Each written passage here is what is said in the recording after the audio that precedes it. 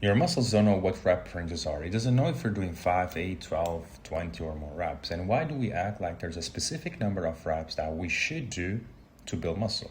I believe this is because of a misconception. The misconception is that low reps are for strength and high reps are for hypertrophy. This is because people see low reps as heavy weights, feel strong, strength training, or they see just bodybuilders, they just see powerlifters doing this type of training. And high reps, they see the burn, the pump, the fatigue, and this means muscle building. This is what bodybuilders do. And let me tell you now, this is completely wrong. What actually matters is force, tension, and progression. In simple words, you have the resistance, which is the weight that you're lifting. And when you're lifting the weight, you produce force. And this leads to mechanical tension, which is the main driving factor of muscle growth. And this leads to adaptation, and from adaptation you have muscle growth and strength gains over time, and you repeat this time and time again. This is how you build muscle and strength long term, and there's many factors here that I'm going to explain you in this video. So back to the main question, what rep ranges should you use? Well, we have a wide range of rep ranges. Low reps is considered 3 to 6, moderate 6 to 12, higher reps 12, 20 and more. And the truth is, all rep ranges builds muscle. All rep ranges builds muscle. But there's a big but here. I have a few questions for you. Which rep range lets you perform the exercise well, train the target muscle hard, produce more force, produce less unnecessary fatigue, less psychological fatigue, less painful, lets you recover the best possible? If you can answer these questions, this will force you to pick the best rep range for a certain exercise, will force you to choose the best exercise for that muscle, will force you to improve your technique, will force you to be smart with your training and be able to recover properly. This is very important. Let's talk about rep ranges. Low reps, we have some pros, which is high force, less time per set, less burning, less cardiovascular limitation, easier to focus on performance. And all of these things are really helpful when it comes for you to achieve mechanical failure, which is the main driving factor of muscle growth. But also, yeah, some cons, which is heavier loads, more demanding on technique, for joints or for some movements, not appropriate for everything. An example here, imagine you're doing triceps pushdown. It gets to a point where you are so strong that the weight will start lifting you from the floor.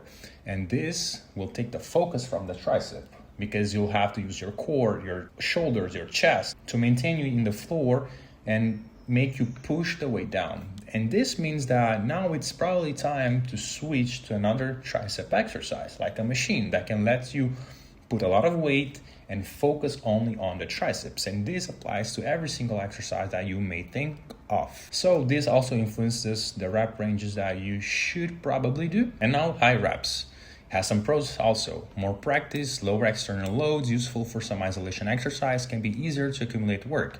This is especially helpful for beginners and intermediates to get the practice in, to learn the movement, to learn the technique. The more practice you do, the better it is. And for some exercise like isolation or single joint exercises, this can be very helpful. Cons: more burn, more cardiovascular fatigue, more psychological discomfort. The target muscle may not always be the thing limiting the set.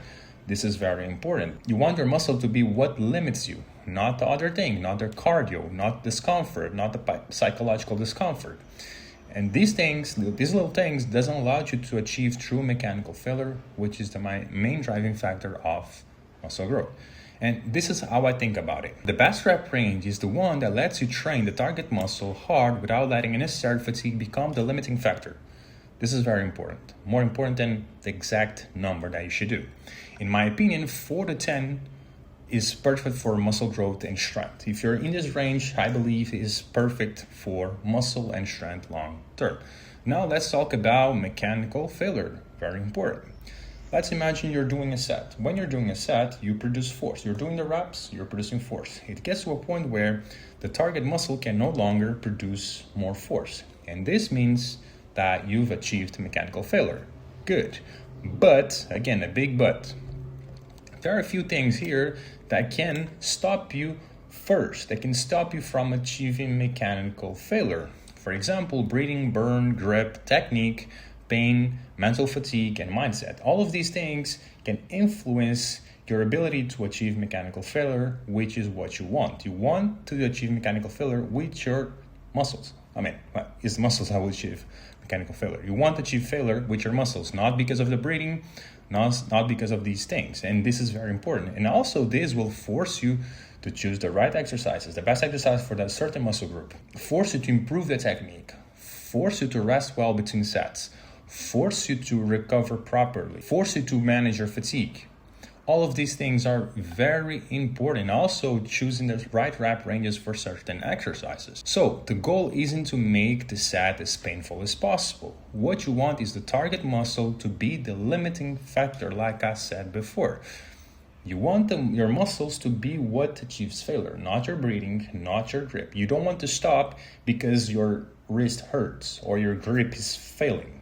This is not a good thing if you want to make muscle growth the best possible, and also strength and proof. These are people that work with me. This is something that I applied in them, and also I applied in myself, and they had amazing results that you don't see every single day. These 3 people, we worked from 1 rep range to 10 or more. We've applied everything I spoke in this video, and of course also there is the diet, the sleep, supplements, lifestyle management, all of these things which are included in my coaching, so they could achieve these results. And this is a client, for example, he went from 55 kilograms to 72.5, almost 20 kilograms in his bench press in only 2 months and a half.